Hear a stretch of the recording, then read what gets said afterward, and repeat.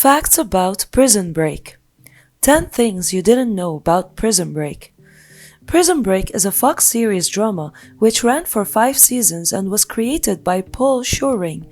Its first season aired in 2005, set predominantly in Fox River Penitentiary, where Michael Scofield, aka Wentworth Miller, has gotten himself incarcerated in order to save his brother, Lincoln Burrows, aka Dominic Purcel.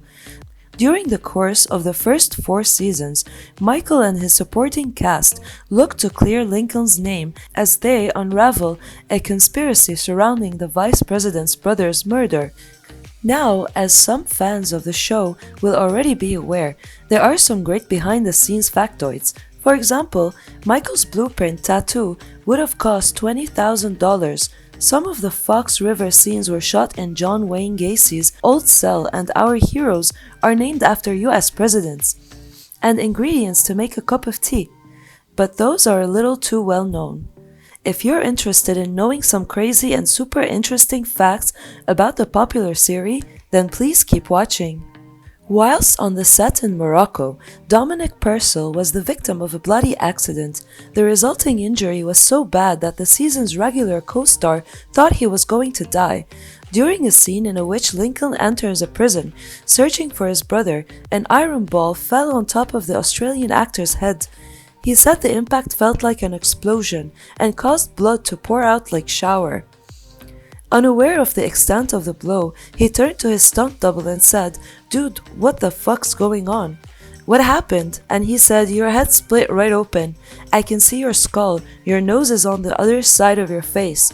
Purcell had to be airlifted from Ouarzazate to Casablanca, as the former's hospital clinic was closed. The accident also left him with a broken nose and he required 150 stitches. Filming was obviously delayed, but kudos to the writing staff, who prominently wrote Lincoln's injuries into the plot of the season's final episodes. In Season 5, it is revealed that Scofield is very much alive, locked away in a Yemen prison and working undercover after being framed for a murder he didn't commit. Sound familiar? Burrows and the like attempt to break him out and bring down Poseidon, the mastermind agent who betrayed Scofield. It is interesting to note that this season shares similar plot points to the Greek poem Odyssey, written by Homer.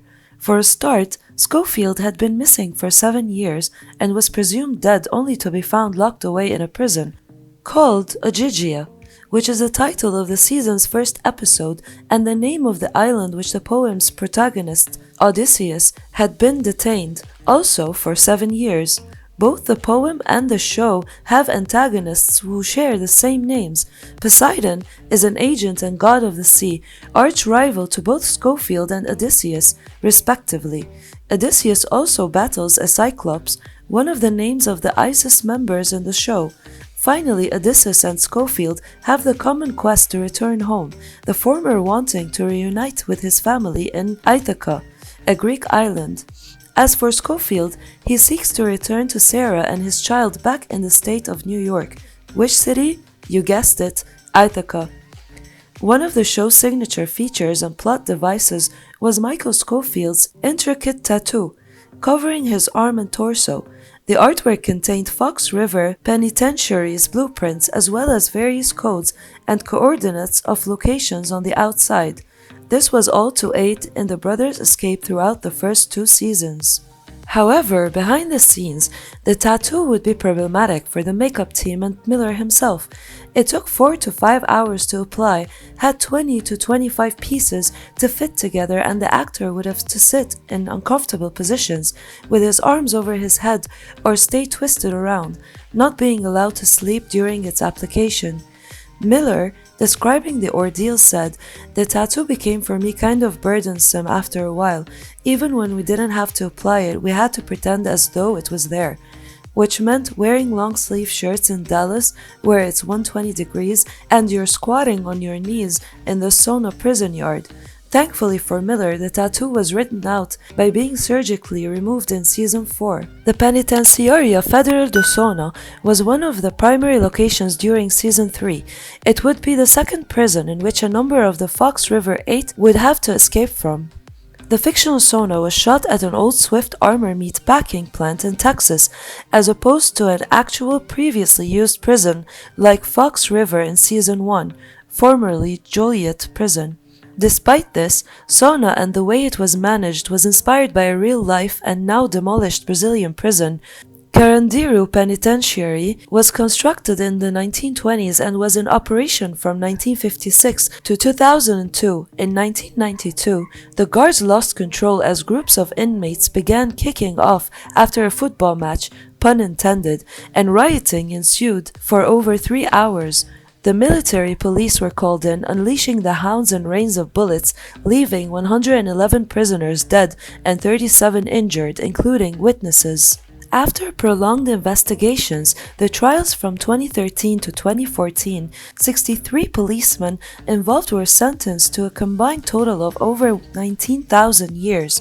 25 of them were handed sentences of 624 years each. Some die-hard fans of the show may know that Wentworth Miller was cast around a week before filming of Season 1 took place. Dominic Purcel, Miller's on-screen brother, was also cast at the 11th hour. Johnny Messner of Hostage and Grey's Anatomy's Eric Dane were the two originally shortlisted for the role of Lincoln Burrows. However, Fox would not be charmed by Dane's portrayal, nor could they visualize Messner running scared as part of the Fox River 8. Purcell got the role on the spot and began filming merely 72 hours after being cast. It's not surprising that a show following a group of inmates escaping prison has been banned in a number of real-life penitentiaries around the world. Prison Break has been vetoed as its content has been classed as educational programming, not the rehabilitation kind either, as the series featured riots, murders, suicides, and, of course, jailbreaks within prison walls. What is surprising is that a aforementioned number is quite low, with the show only being prohibited in 13 prisons. Unlucky for them, but lucky for us. Who would want an actual tea bag roaming free? Prison Break enthralled audiences around the world. The story and action had us gripped to the edge of our seats and was praised for its authenticity in regards to presentation. So engaged were we that we sometimes wanted to jump through our television screen to help Michael and cope. Well, instead of banging our heads into our television sets, the Sudden Impact Entertainment Company banged their heads together to bring us Prison Break live, to give the fans an atmospheric, interactive experience of a real-life prison. The attraction ran globally from 2006 to 2008, including in the United States, China, Germany, and the United Kingdom. Fox expanded the Prison Break franchise due to its popularity by releasing various tie-in novels, an official magazine, and even a video game.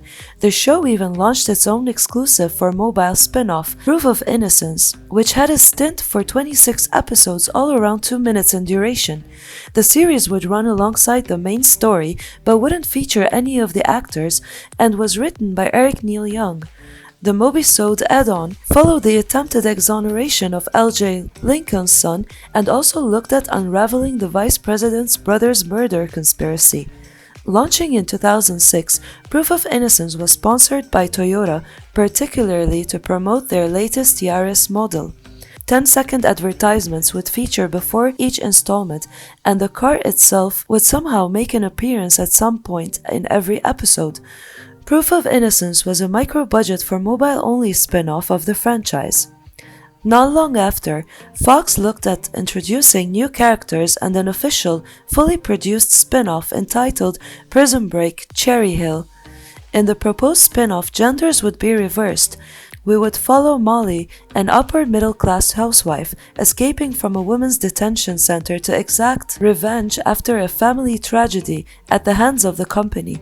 Molly would later be introduced into the main story during Season 3, meeting Michael in Sona.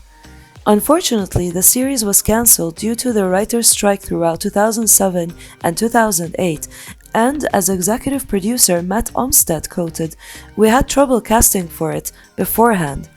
Who do you think would have made for a good Molly? During a Q&A for Fox, alongside Wentworth Miller to promote the launch of Season 5, Dominic Purcel was asked about his craziest Prison Break fan experience.